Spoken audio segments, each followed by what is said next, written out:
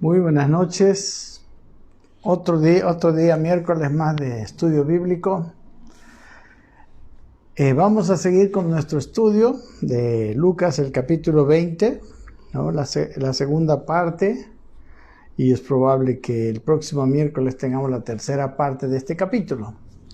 Aquí habíamos visto cómo la autoridad de Jesús es cuestionada, ¿no? por las autoridades que tenían a su cargo en este momento el templo, especialmente las autoridades religiosas. Y bueno, terminó con esa parábola de los labradores malvados, mostrando que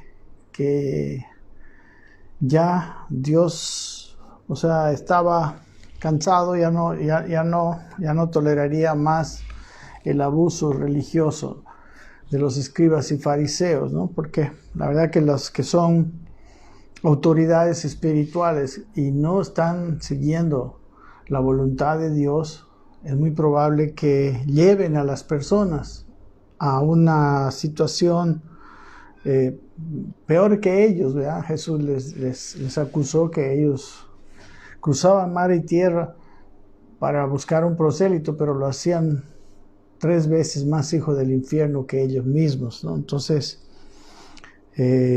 cuando un líder religioso está haciendo lo que quiere y no la voluntad de Dios, es muy peligroso, ¿no? Para él. Como lo que pasó con los líderes del judaísmo, ¿verdad? El año 70, Dios destruyó todo vestigio, ¿no? Todo el orgullo de esa religión, todo lo que, digamos, era su fuerte, ¿no? Era su orgullo incluso, y era su instrumento, ¿no? Para decir que Dios les estaba avalando, podemos decir, ¿no? Entonces, bueno, luego miramos acerca de la cuestión del tributo, ¿verdad? Los líderes religiosos estaban muy enojados con Jesús y querían de alguna forma, ¿no? Librarse de él. Vamos a leer el capítulo 20, versículo 19 en adelante. Y creo que vamos a tener tiempo para leer también acerca de la pregunta sobre la resurrección. Muy bien. Dice así, 20:19. Procuraban los principales sacerdotes y los escribas echarle mano en aquella hora porque comprendieron que contra ellos había dicho esta parábola, pero temieron al pueblo.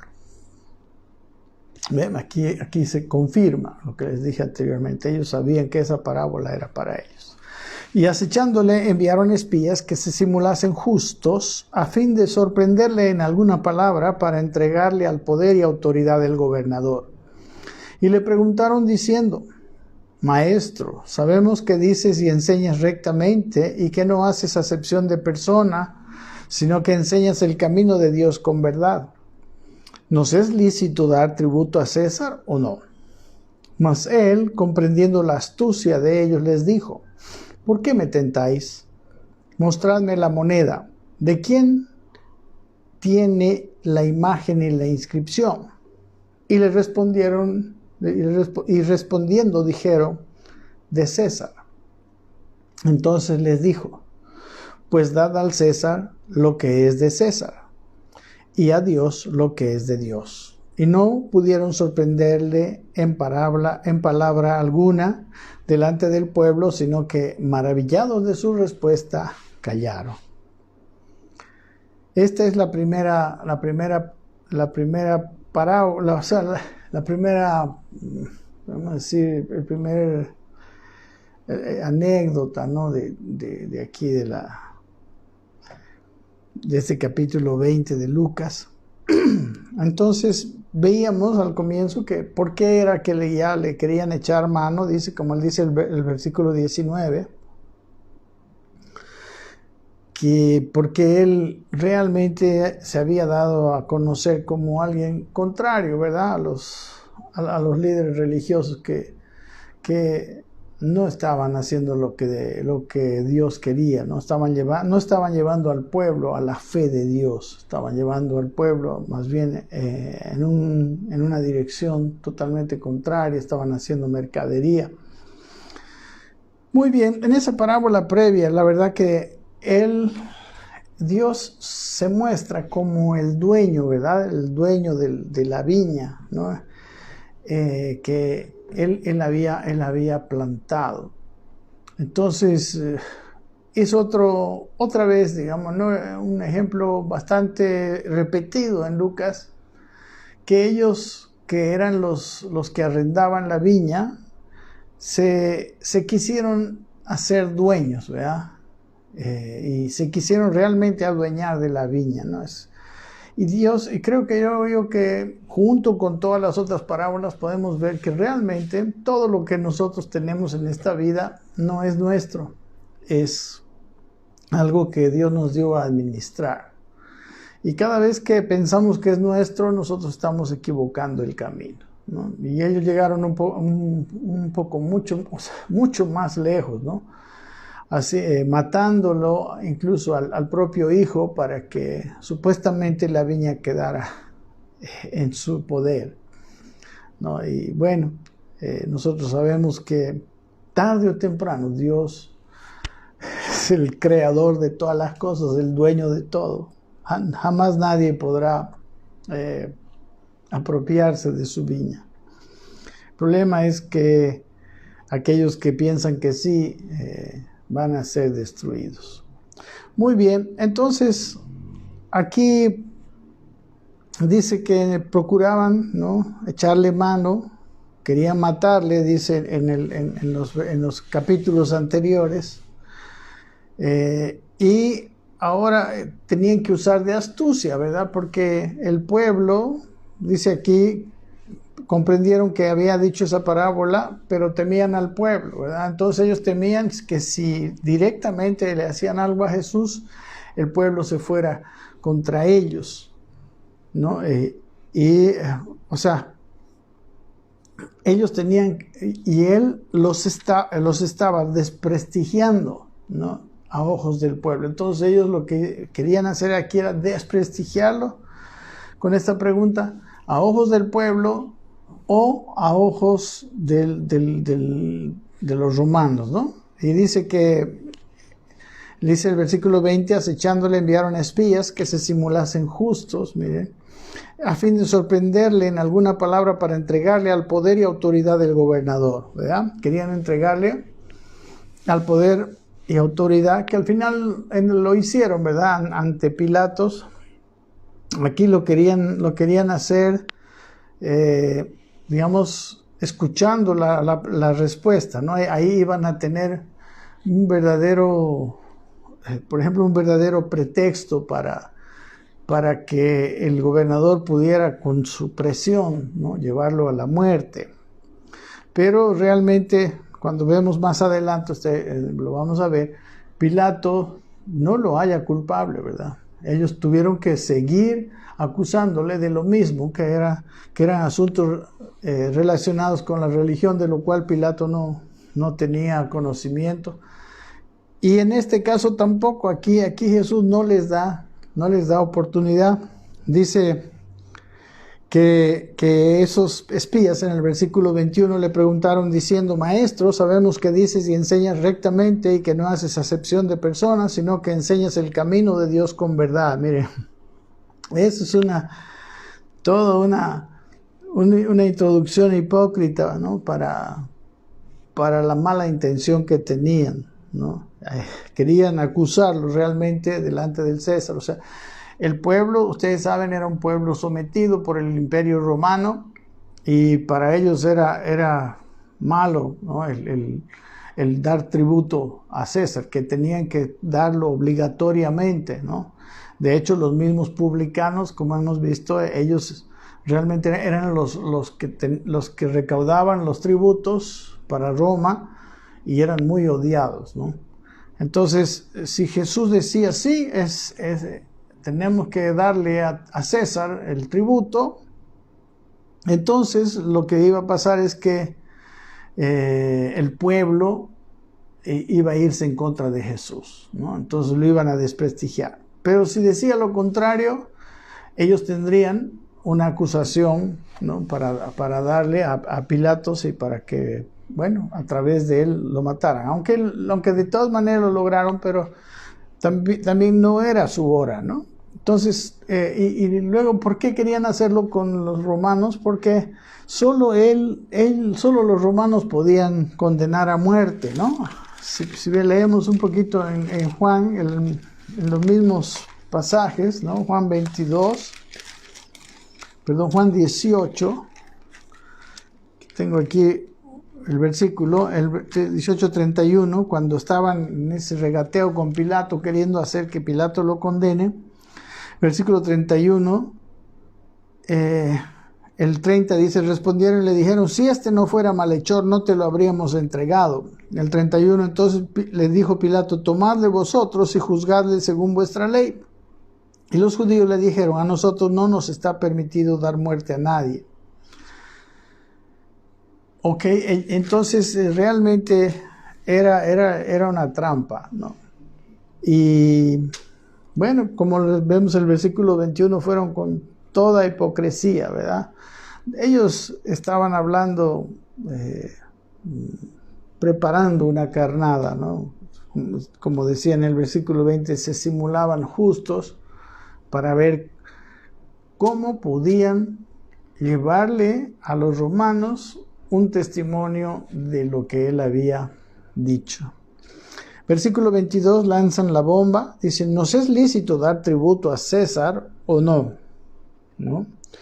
Pero Jesús dice, mas él, comprendiendo la astucia de ellos, les dijo, ¿por qué me tentáis? ¿No? Jesús sabía que no era una pregunta que ellos querían responder, no es que ellos querían saber la respuesta a esta pregunta, ¿no? En Mateo 22, que también es otro pasaje donde cuentan el mismo pasaje, él les dice, hipócritas, ¿no? Aquí les dice, ¿por qué me tentáis? Ok, a veces las personas vienen a uno con preguntas ya teniendo una respuesta, ¿verdad? A veces uno no sabe por qué le hablan las personas, pero Dios conoce la intención de los corazones, ¿no? En este caso era una gran mala intención la que llevaban ellos. Y el versículo 24, él les da la respuesta, ¿no? Dice, mostradme la moneda, ¿no? La moneda que era la moneda que corría en el Imperio Romano, ¿no? Donde tenía precisamente la imagen de César. Entonces, ¿de quién tiene la imagen, la inscripción? Preguntó, y respondieron y dijeron, de César, ¿no? Y entonces les dijo, pues dad a César lo que es de César y a Dios lo que es de Dios, ¿no? No solamente fue una pregunta demasiado sabia que lo libró, ¿no? En ese momento de esa acusación, y que lo libró también digamos, del desprestigio que ellos pretendían que tenga delante del pueblo, sino que también realmente contiene, ¿no? Una verdad espiritual, ¿no? La verdad que César y todo lo que es esta vida terrena, pues tiene cierta importancia, ¿verdad? Pero lo que es de Dios debería tener mayor importancia que todas las cosas de esta vida. Lamentablemente los seres humanos estamos a veces invirtiendo nuestra vida y nuestro tiempo en cosas que al final de cuentas no vamos a llevarnos, ¿verdad? Somos, como les decía anteriormente, administradores. Todo lo que hayamos hecho en esta vida, todo lo que podamos conseguir, ¿no? Se quedará.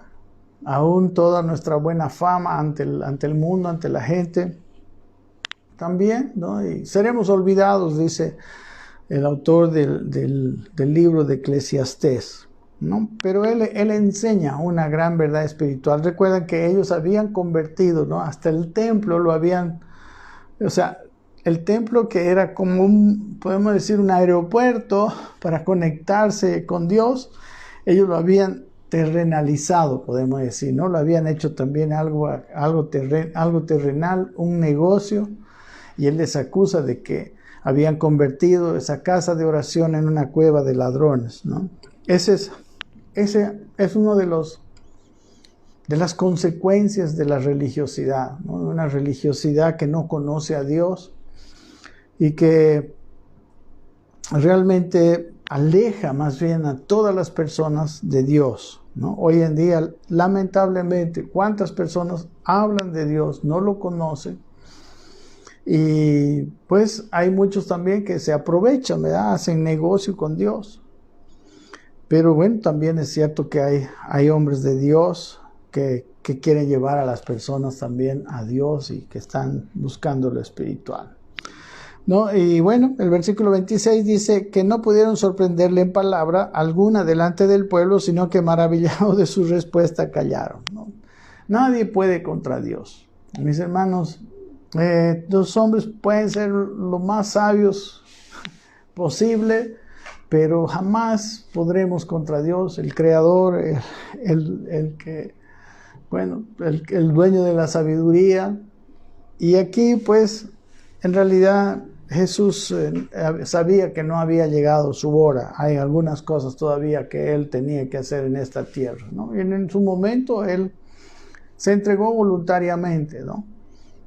Pilato le dijo, ¿acaso no sabes que yo tengo poder para darte vida o quitártela? Él le dijo, ningún poder tuvieras, si no te lo hubiera sido dado de arriba, ¿no? Él dice, mi padre, yo hubiera podido orar a mi padre y él hubiera enviado 12 legiones de ángeles, ¿no? O sea, nunca, nada puede doblegar a Dios.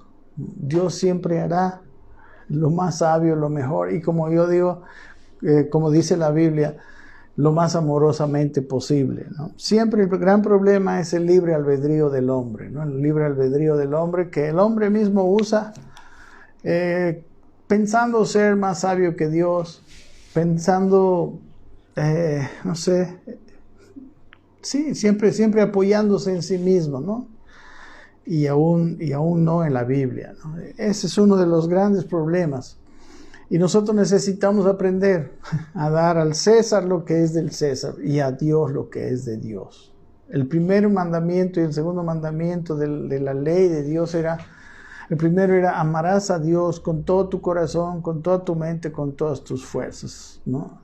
Y el segundo, amar a tu prójimo como a ti mismo. Este primer mandamiento es lo más importante para Dios, ¿verdad? Su primer mandamiento, no solamente en orden, sino también en importancia. Muy bien, creo que es fácil entender esto.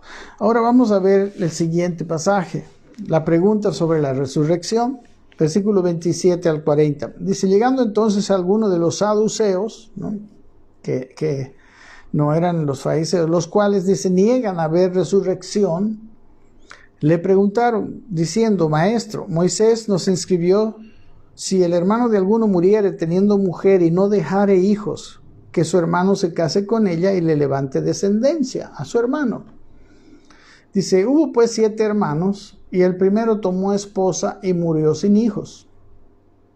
Y la tomó el segundo, el cual también murió sin hijos. La tomó el tercero, y así todos los 7, y murieron sin dejar descendencia.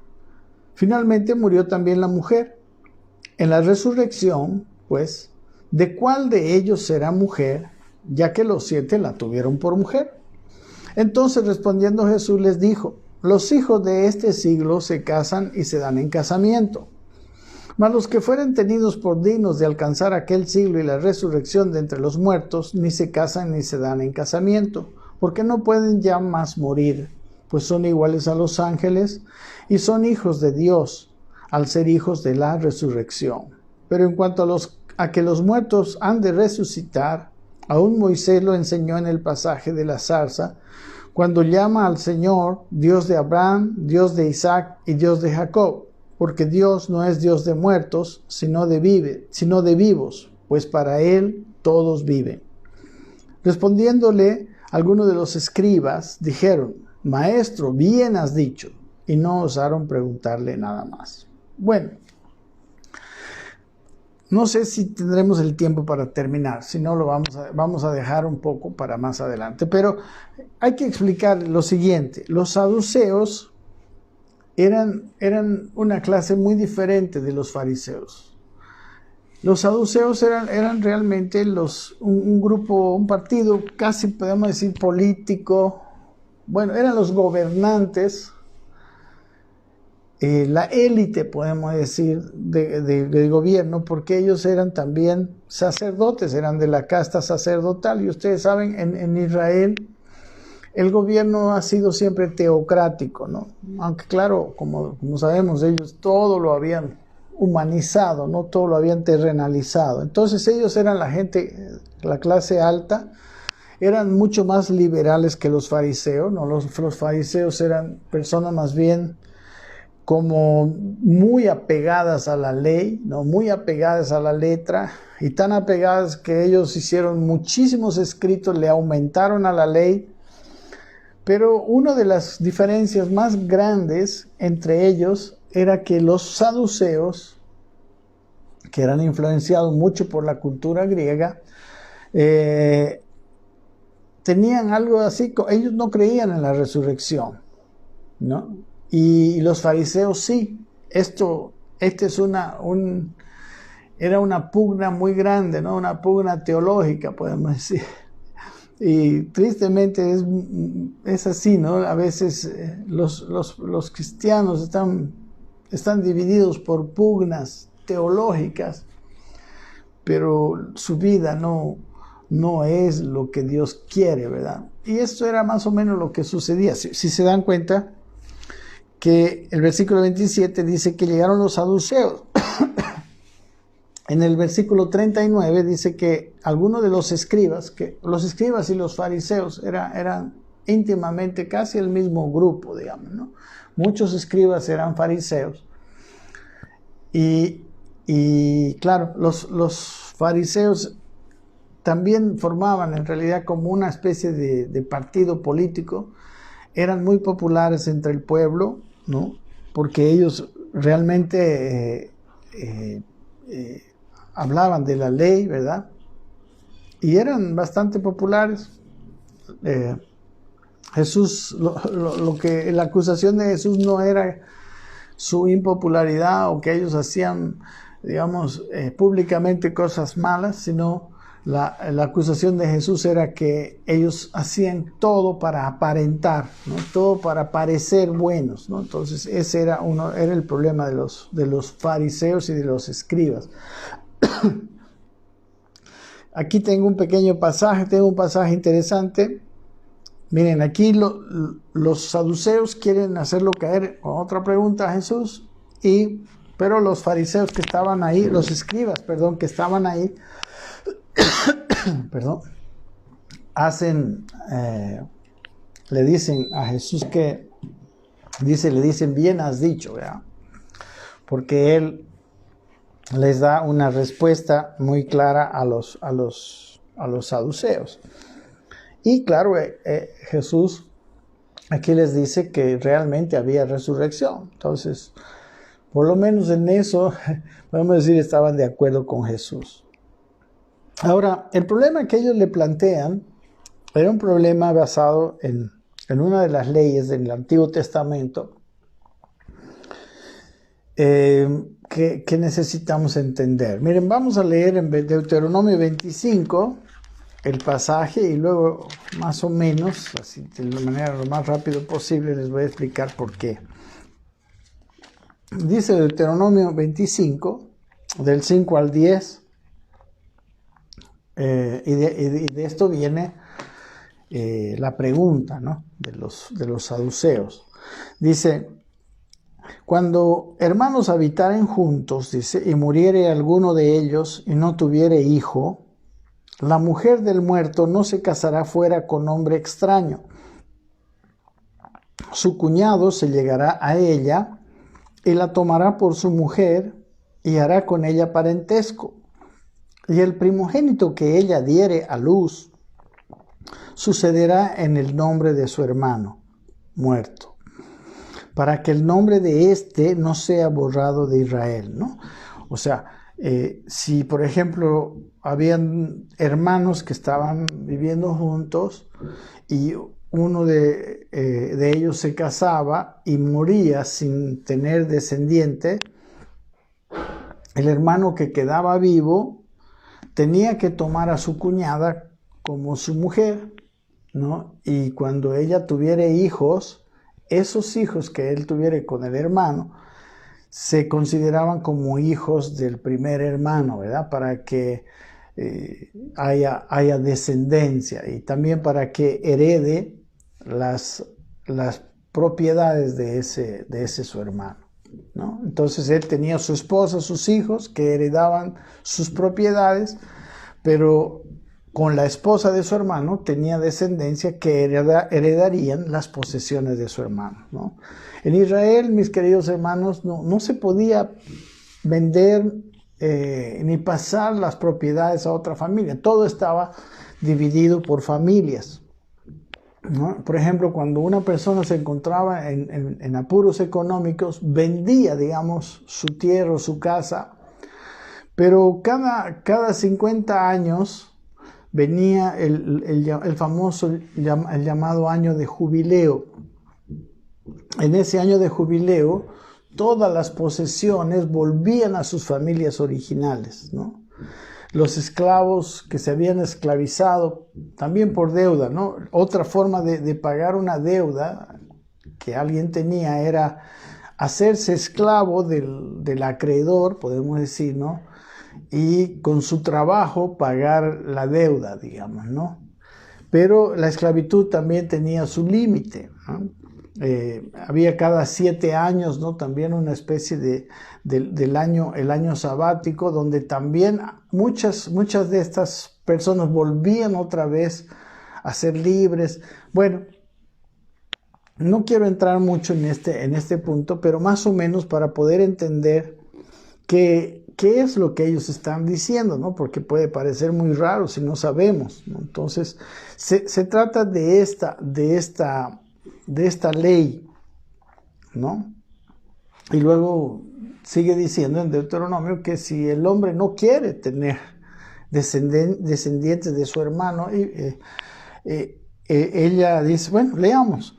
Dice, y si el hombre no quisiere tomar a su cuñada, irá entonces su cuñada a la puerta a los ancianos y dirá, mi cuñado. La puerta era el lugar, la puerta de una ciudad era el lugar, podemos decir, judicial de la ciudad, ¿no? Ahí se sentaban los ancianos y hacían justicia.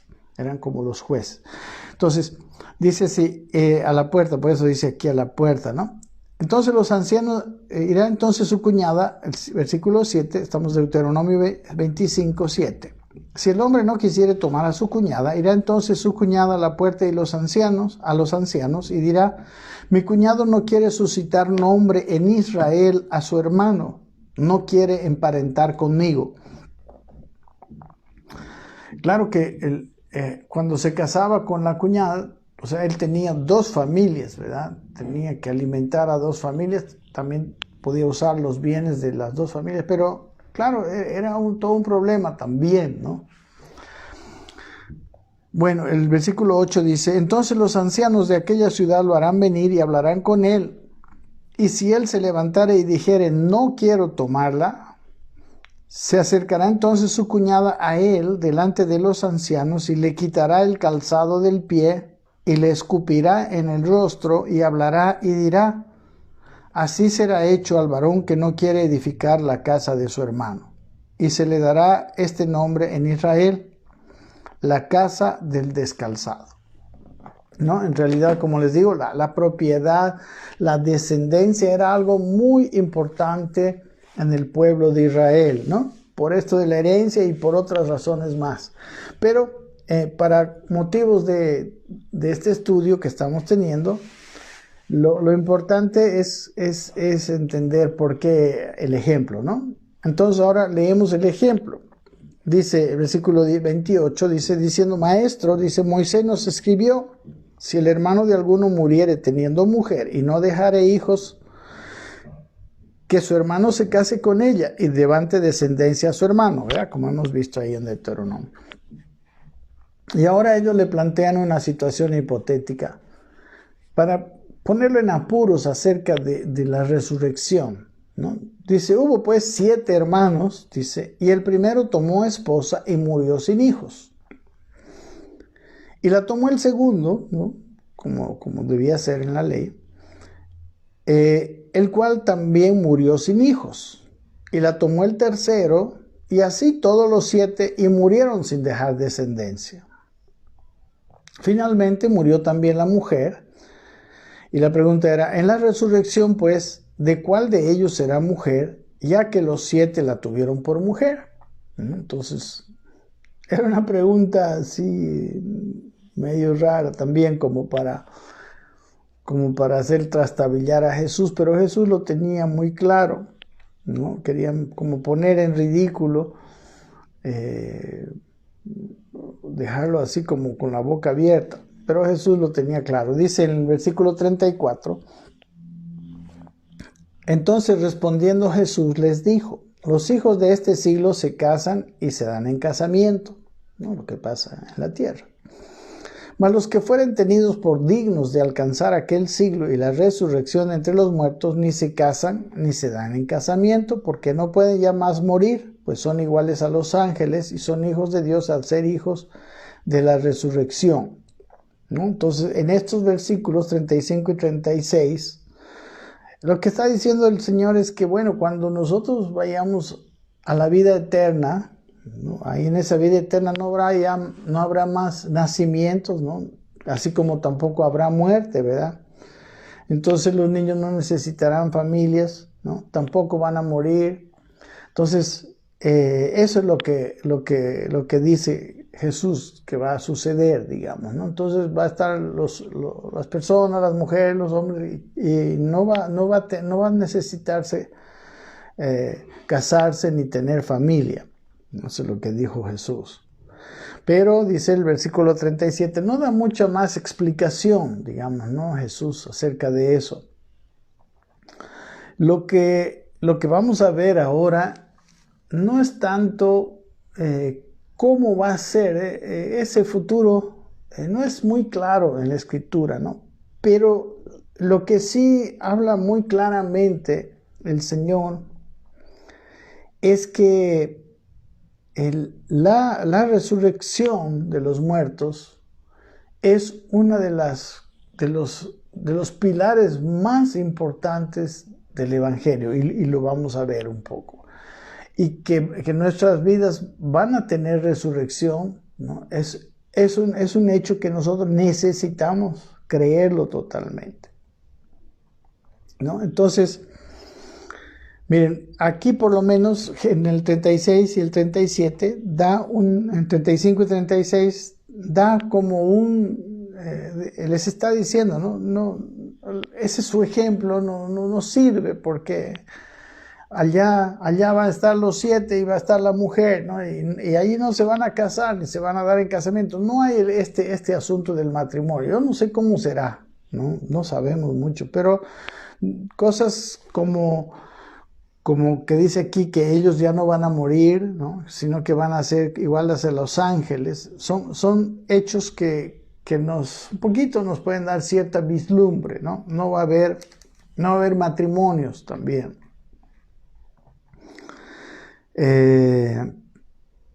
Y luego, el versículo 37 dice, pero en cuanto a que los muertos han de resucitar, aún Moisés lo enseñó en el pasaje de la zarza cuando llama al Señor Dios de Abraham, Dios de Isaac y Dios de Jacob, ¿no? También aquí está haciendo referencia a otro pasaje del Antiguo Testamento muy conocido por los saduceos, los fariseos, por todos los de Israel, y es en el tiempo en que Dios llama a Abraham, ¿no? En el desierto para llevarlo como libertador, ¿no? Regresarlo a Egipto y ahí hacerlo un libertador para que saque a su pueblo de Egipto, ¿no? Entonces es eso lo que dice aquí, ¿no? Entonces aquí está diciéndole el Señor que Él dice en ese pasaje,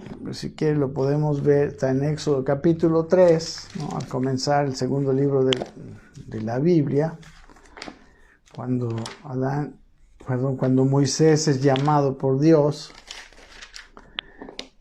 Y es lo que él dice, ¿no? Cuando él estaba en la zarza, ¿no? Si quieren leemos desde el versículo 4. Viendo Jehová que él iba a ver, lo llamó Dios en medio de la zarza, ¿verdad? Una zarza que ardía y no se consumía, ¿no? Diciendo, Moisés, Moisés, y él respondió, heme aquí. Y dijo, no te acerques, quita tu calzado de tus pies, porque el lugar en que tú estás, tierra santa es. Y dijo, yo soy el Dios de tu padre, Dios de Abraham, Dios de Isaac y Dios de Jacob.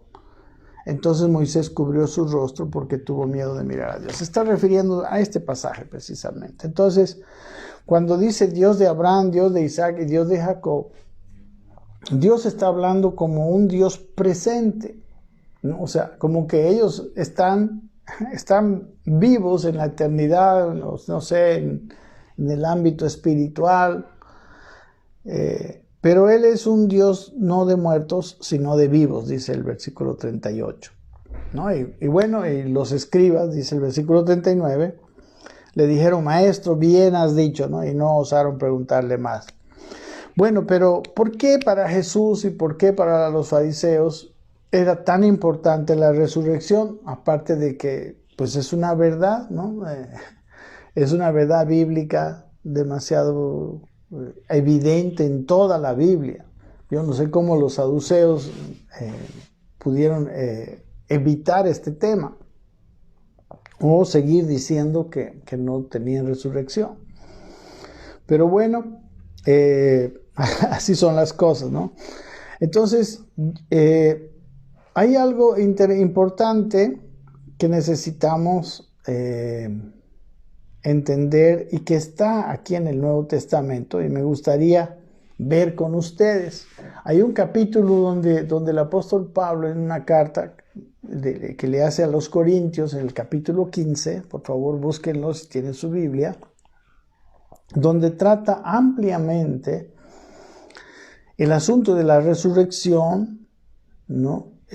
Su importancia, ¿no? Las pruebas que existen de la resurrección de Jesucristo mismo y que también va a suceder, ¿no? Con nosotros. Y también cómo va a ser nuestro cuerpo después de resucitar. Incluso hay muchos más detalles. Entonces, me gustaría con ustedes que vayamos a este pasaje, porque este tema de la resurrección sí realmente es importante en toda la enseñanza bíblica. Primera de Corintios capítulo 15. Y era uno de los problemas que había en la iglesia de Corinto y que era uno de los problemas que traía a la gente de Corinto a hacer, que si podemos ver de todas las iglesias del Nuevo Testamento, de todas las cartas, la iglesia de Corinto era una iglesia muy, podemos decir, muy mala, ¿no? Muy carnal, muy pecadora. Tenían muchos problemas internos entre ellos y había cosas contrarias a la palabra de Dios muy fuertemente. Usted lo puede leer, ¿no? En esta carta, y Pablo, la mayor parte de la carta, la primera carta a los Corintios, que son 2, él les habla a ellos y empieza a solucionar problemas, ¿no? De este tipo, problemas prácticos, de vida práctica. Y uno de los problemas, cuando nosotros tenemos problemas en nuestro comportamiento, es muy probable que tengamos problemas en nuestro entendimiento, ¿no? Porque así como nosotros pensamos, nosotros tomamos decisiones y vivimos, ¿no? Entonces, cuando hay un problema de falso entendimiento de alguna cosa de la vida, como esto de la fe, ¿no? Miren, él ocupa 58 versículos en tratar este tema porque era muy importante. Así que vamos a leer, y vamos a tratar de así bastante rápido de entender algunas cosas. Y usted se va a dar cuenta que la Biblia nos habla mucho acerca de la resurrección y de nuestra resurrección cuando nos vayamos con Jesús. Bien, capítulo 15 de 1 Corintios, versículo 1. Dice, además os declaro, hermanos, el evangelio que os he predicado, el cual también recibisteis, en el cual también perseveráis.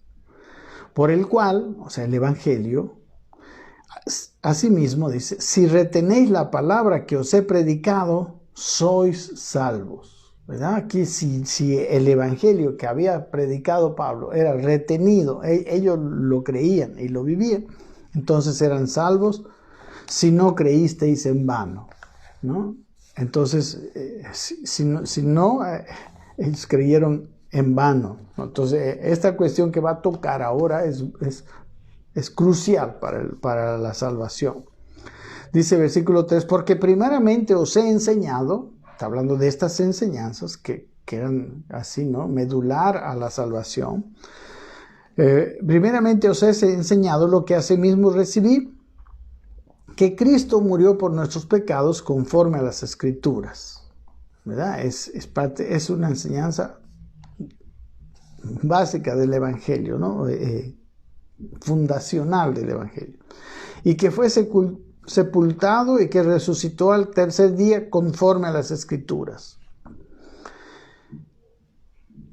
Entonces aquí están las tres cosas, ¿no? Que conforme a las Escrituras, Jesús tenía que morir y luego tenía que resucitar al tercer día, o sea, ser sepultado y luego resucitar al tercer día, ¿no? Esto es la base del cristianismo, ¿no?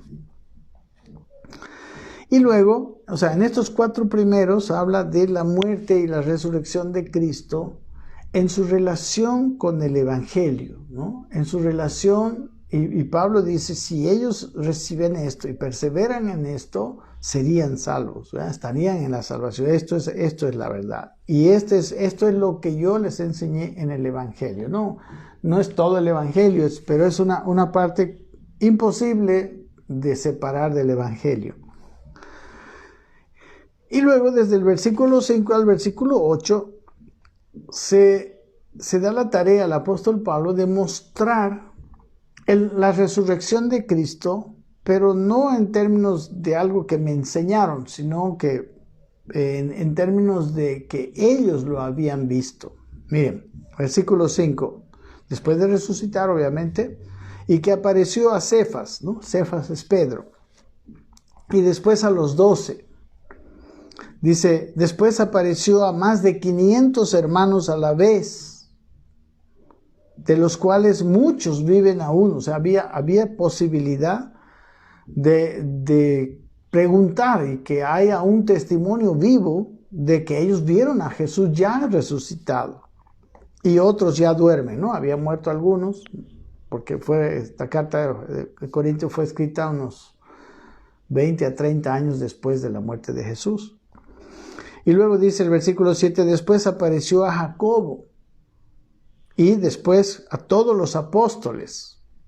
Y el versículo 8, y al último de todos, como a un abortivo, me apareció a mí, ¿no? Entonces, esto es algo que los corintios podían no solamente creerle por versión de él, sino había muchos hermanos todavía, de entre los 500 o más, que lo habían visto resucitado, ¿no?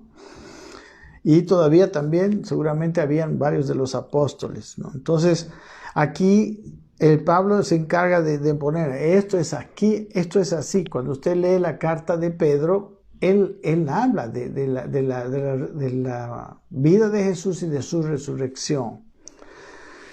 Bueno, después habla por qué él dice que a él se le apareció como un abortivo, ¿no? Porque yo soy, dice el versículo 9, el más pequeño de los apóstoles, que no soy digno de ser llamado apóstol porque perseguía la iglesia de Dios, ¿no? Como conocen ustedes la historia, él era el principal perseguidor.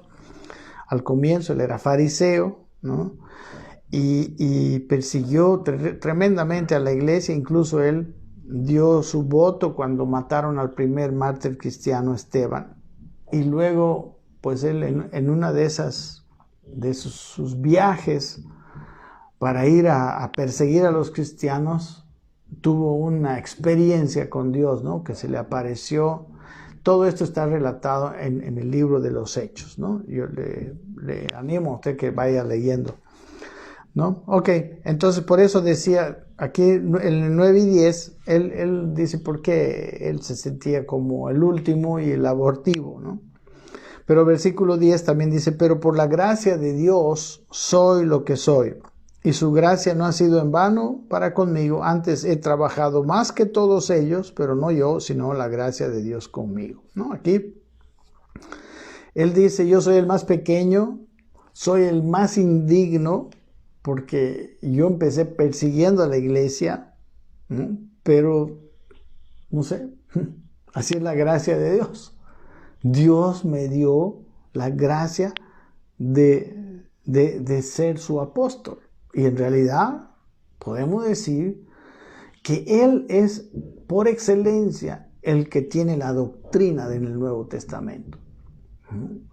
Si en el Antiguo Testamento la ley fue dada a Moisés y esa es, digamos, la doctrina del Antiguo Testamento, la doctrina del Nuevo Testamento lo tiene Pablo, ¿verdad? Entre todas sus cartas, y a él le fue revelado verdades que no podríamos encontrar en todo el Nuevo Testamento.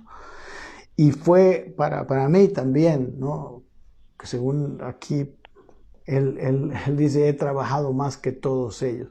Y para mí, y para todo estudioso del Nuevo Testamento, es el apóstol Pablo el que realmente tiene la esencia, ¿no? de la verdad y de la gracia, ¿no?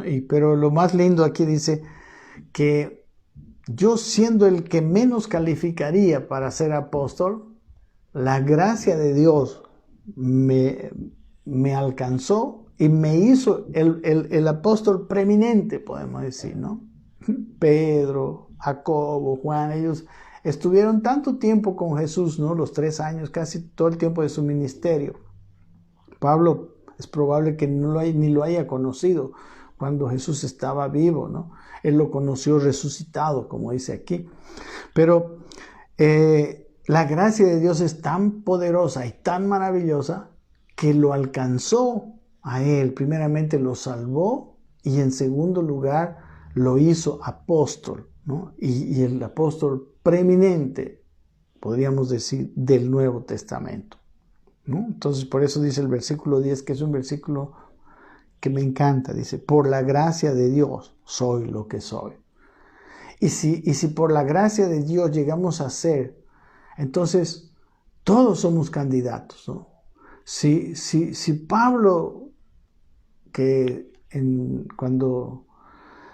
cambió de nombre, ¿verdad? Cuando era el perseguidor tenía el nombre de Saulo, ¿no? Saulo de Tarso. Cuando él era Saulo, él era el menos calificado. Bueno, cualquiera de nosotros puede ser elegido por Dios para cualquier cosa. La gracia de Dios puede alcanzar a todos. Pero sigamos. Dice, porque o sea yo, o sean ellos, así predicamos y así habéis creído. O sea, ya sean los apóstoles que estaban antes y que lo vieron, o sea yo, así predicamos y así habéis creído, ¿no? Hablando de la resurrección.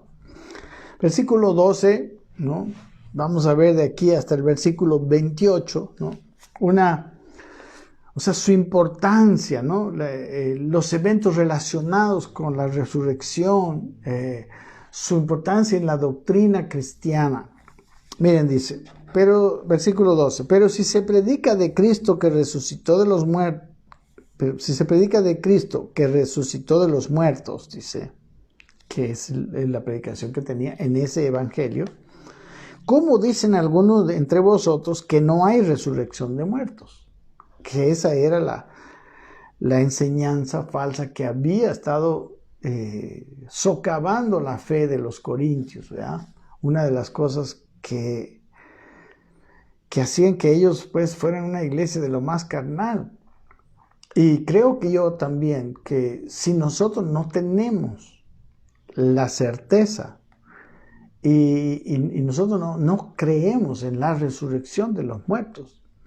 Nosotros también podremos tener una fe tan débil y probablemente una vida tan carnal como la de los corintios.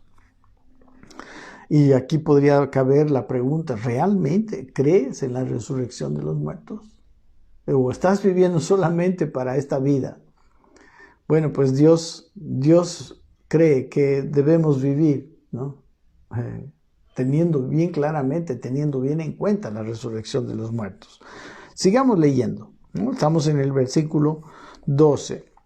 Entonces dice, si en el Evangelio se predica que Él resucitó, ¿cómo es que hay algunos de entre ustedes que dicen que no hay resurrección de muertos? Versículo 13, porque si no hay resurrección de los muertos, tampoco Cristo resucitó, ¿verdad? Si fuera verdad esa predicación, si fuera verdad esa enseñanza de que no hay resurrección, entonces ¿cómo es que Cristo haya resucitado, verdad? Versículo 14, y si Cristo no resucitó, dice, vana es entonces nuestra predicación y vana es también nuestra fe, ¿no? Por ejemplo, es medular, ¿verdad? Cristo resucitó de los muertos porque cuando Él murió pagando, ¿no?, el precio, pagando la culpa, la sentencia, podemos decir, por los pecados, no de Él, sino de todos los demás.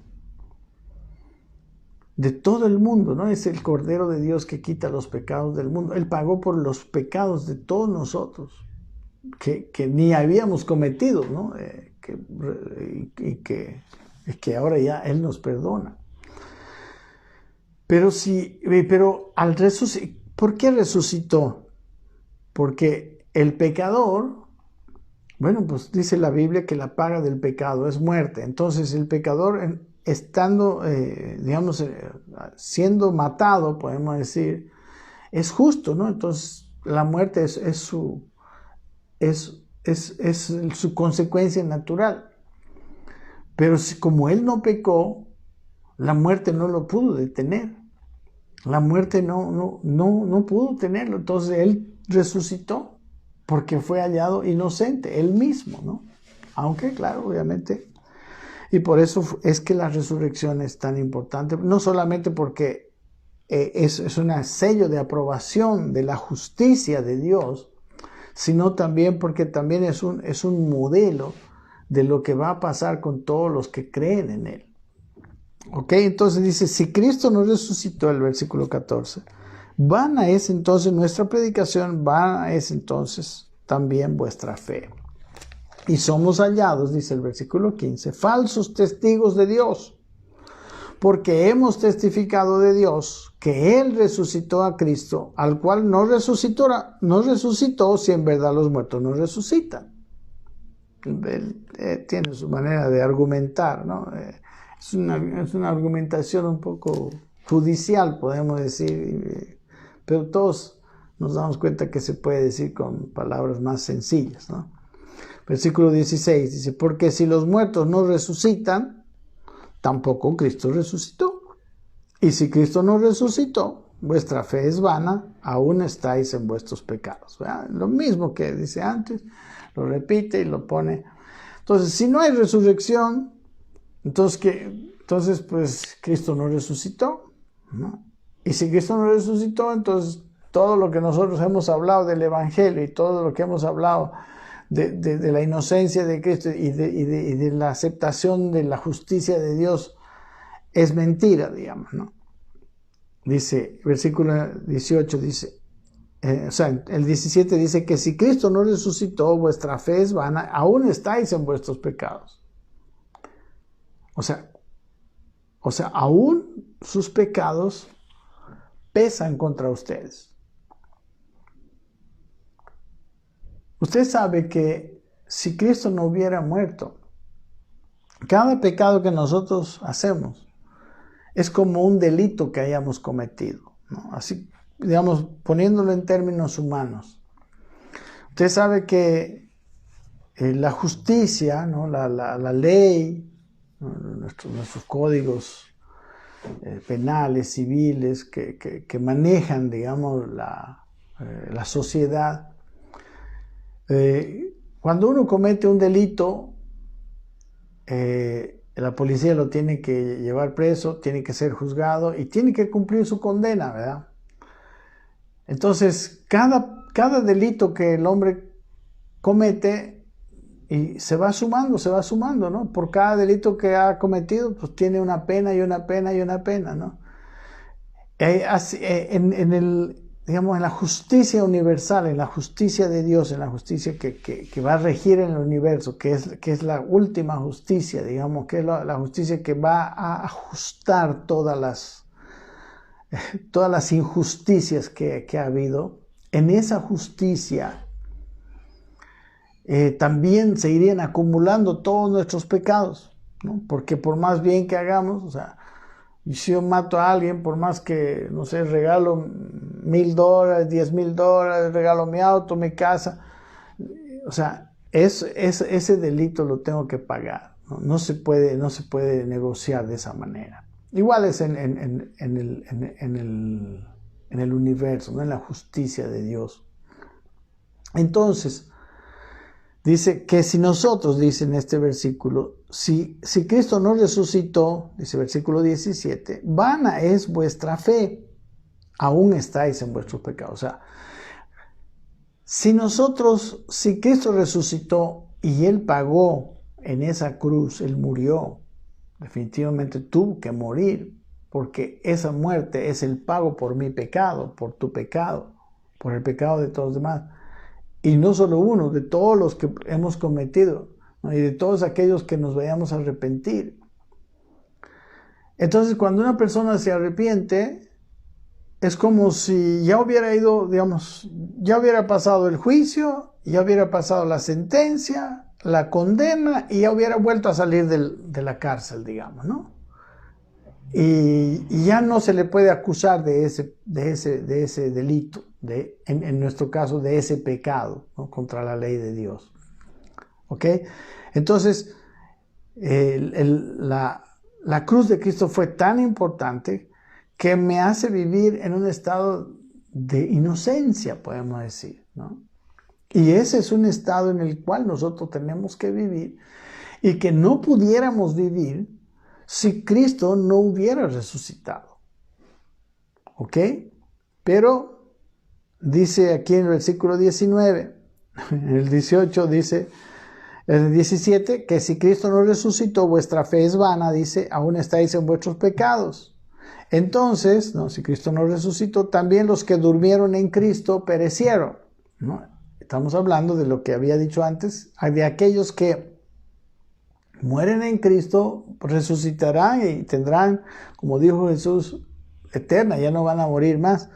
Pero si no hubiera resurrección, entonces pues, ellos ya perecieron, dice, ¿no ve? Versículo 19, si en esta vida solamente esperamos en Cristo, solo somos los más dignos de conmiseración de todos los hombres, ¿no? Así seríamos nosotros, ¿no? Porque estamos creyendo una falsedad. Dice versículo 21, el 20, dice, mas ahora, dice, Cristo ha resucitado de los muertos, primicias de los que durmieron es hecho, ¿no? O sea, son, digamos, los que han, o sea, Cristo es una primicia, ¿no? La primicia era los primeros frutos de la cosecha, ¿no? Una primicia es un fruto, es el primer fruto, ¿no? De ahí van todos los demás frutos. Por ejemplo, si va a ser una cosecha, por decir, de naranjas, que tengo un campo de naranjas, las primeras naranjas son las primicias y las demás van a ser iguales. Igual aquí dice, ¿no? Cristo ha resucitado de los muertos, primicias de los que durmieron es hecho. Entonces, Él es lo que le ocurrió a Él, así como así también nos ocurrirá a nosotros. ¿Ok? Miren, yo voy a parar aquí porque estas enseñanzas son de 1 hora y no quiero que sean más largas. Pero el próximo miércoles seguimos desde este punto, ¿no? Yo les saludo y Les doy las gracias porque están atentos a esta palabra. Y le vamos a seguir el próximo miércoles en este punto, ¿verdad? Vamos a quedarnos aquí en el versículo 20, ya porque desde el versículo 21 empieza a hablar de Adán. Luego vamos a ver, mis queridos hermanos, cómo va a resucitar el hombre, ¿no? ¿Con qué cuerpo va a resucitar? ¿Cuál va a ser el tipo de cuerpo, ¿no? Cuando hemos hablado de la salvación, hemos hablado que nuestra salvación es en 3 tiempos. Por eso en la Biblia habla de que fuimos salvos, en otro momento habla de que estamos siendo salvos, en otro pasaje dice que seremos salvos. Está hablándose de tres partes de nuestro ser, ¿no? Fuimos salvos en el momento en que creímos en Cristo, ¿no? Nuestro espíritu fue salvo, renació, nacimos de nuevo, nacimos del espíritu. Nuestra alma, que está compuesta por nuestro intelecto, nuestras emociones y nuestra voluntad, están siendo salvos, ¿no? Esos son los que están siendo renovados, estamos entendiendo, estamos comprendiendo nuestra visión antigua, nuestra manera de pensar, como tiene todo el mundo, de una vida sin Dios, de una vida sin resurrección. Eso está, eso tiene que cambiar, ¿no? Y eso, digamos, la salvación, que es ese proceso de transformación de nuestra mentalidad, de la sanidad de nuestras emociones y de la entrega completa de nuestra voluntad a Dios, es un proceso que dura toda la vida. ¿Y en qué sentido seremos salvos? Seremos salvos en el sentido de nuestro cuerpo, ¿no? Nuestro cuerpo no va a ser salvo en este tiempo.